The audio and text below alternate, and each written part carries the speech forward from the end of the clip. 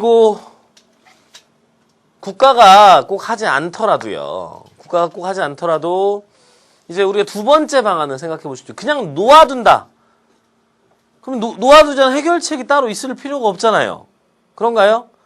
하지만 그냥 놓아둔다고 하더라도 어떤 해결책들이 있어야 할 수도 있습니다.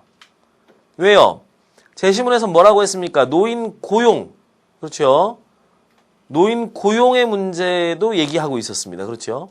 그럼 노인들을 고용하기 위해서는 노인들이 스스로 해결할 수 있는 바탕을 마련해주기 위해서는 물론 정치적인 측면에서의 복지 해결책은 노인들이 스스로 마련할 수도 있겠죠.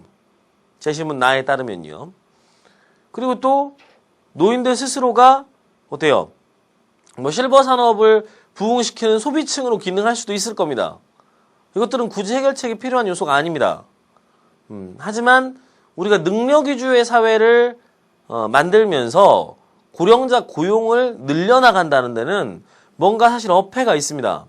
왜냐하면 나이가 들게 되면 업무 능력이 떨어지게 되고 그래서 능력 중심의 사회에서는 고령자의 고용을 회피하게 될 것이기 때문이죠. 그렇죠. 그래서 그 문제를 여러분들이 나에서 볼 수 있다면 거기에 대한 대안 정도는 제시를 해줘야 될 겁니다. 다시 말하면 그냥 사회와 시장에서 알아서 해결할 것이다. 자체적으로 해결될 것이다 라고 보고 있는 관점. 하지만 그럼에도 불구하고 노인 스스로 해결할 수 있는 가능성을 열어주려는 대안이 필요하다. 그래서 노인 고용의 증대와 같은 방법을 마련해야 될 겁니다. 자, 그러면 물어봅시다. 실제로 노인 고용을 증대하려면 어떻게 해야 합니까? 노인 고용을 증대하려면 노인에게 많은 어때요? 일자리를 줄 수 있나요? 여러분들이 노인들에게 일자리를 준다면 어떤 일자리를 줄 수 있을 것 같습니까? 여러분들이 나이 드신 분들이 일을 하는 것들을 어떤 분야에서 봤죠? 아파트 경비, 그죠?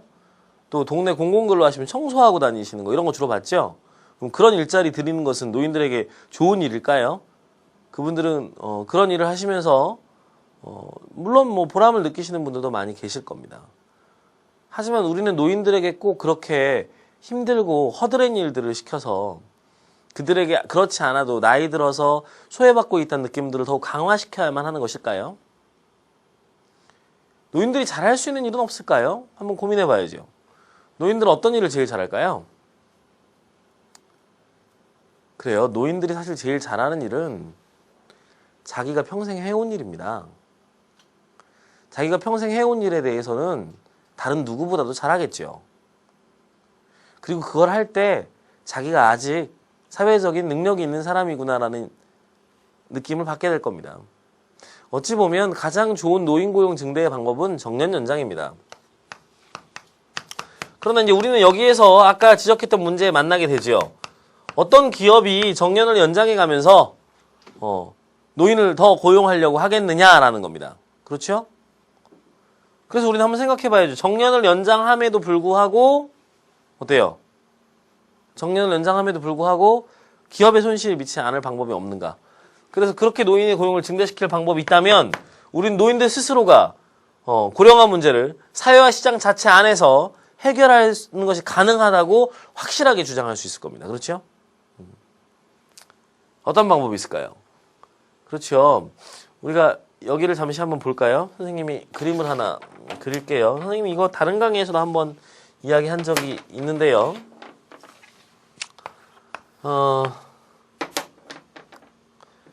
고령화 사회를 얘기할 때 이제 많이 나오는 그래프인데요.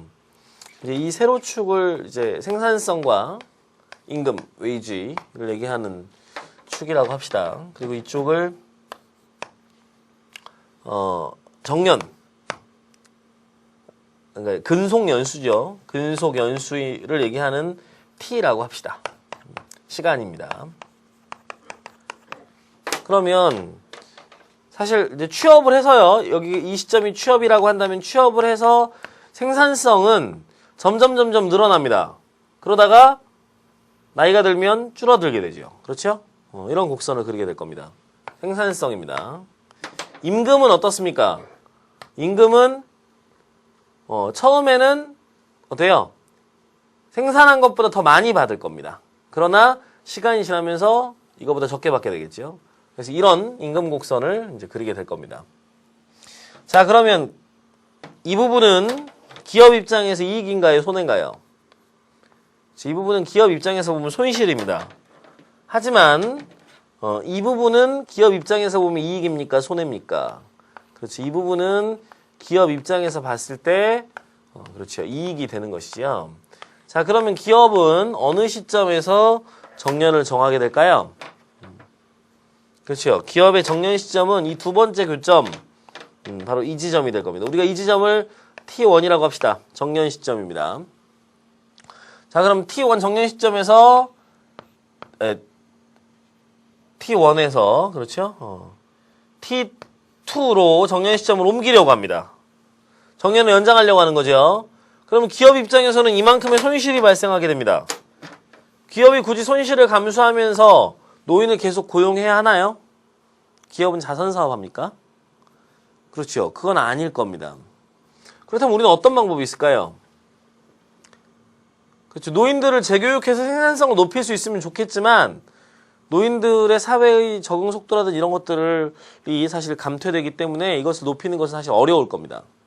그렇죠. 그럼 어떤 방법이 있겠습니까? 임금을 낮추는 방법이 있겠죠. 그렇죠. 임금을 낮추면 됩니다. 임금을 어떻게 낮추면 됩니까? 그냥 이렇게 쭉 내리면 젊은이들의 임금이 낮아지잖아요. 그럼 안 되겠죠. 어디서 내려야 되겠습니까? 그렇죠. 임금 피크 지점입니다.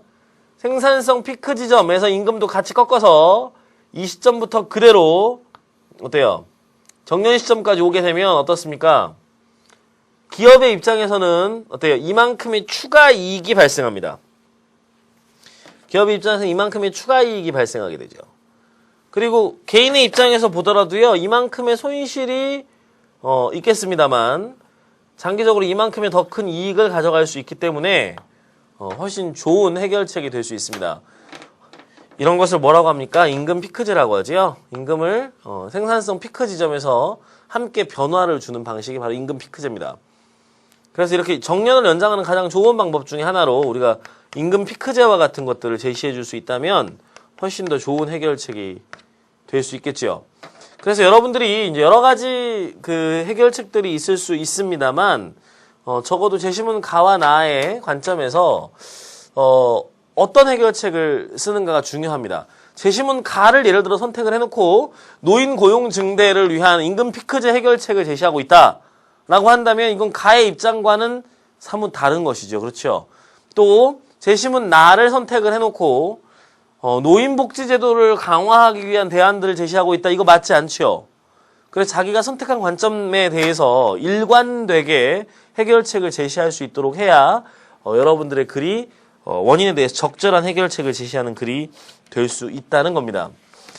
예, 오늘 이렇게 원인 분석과 대안 제시하는 글쓰기의 방법에 대해서 스텝과 그리고 구체적인 논제를 가지고 살펴봤습니다.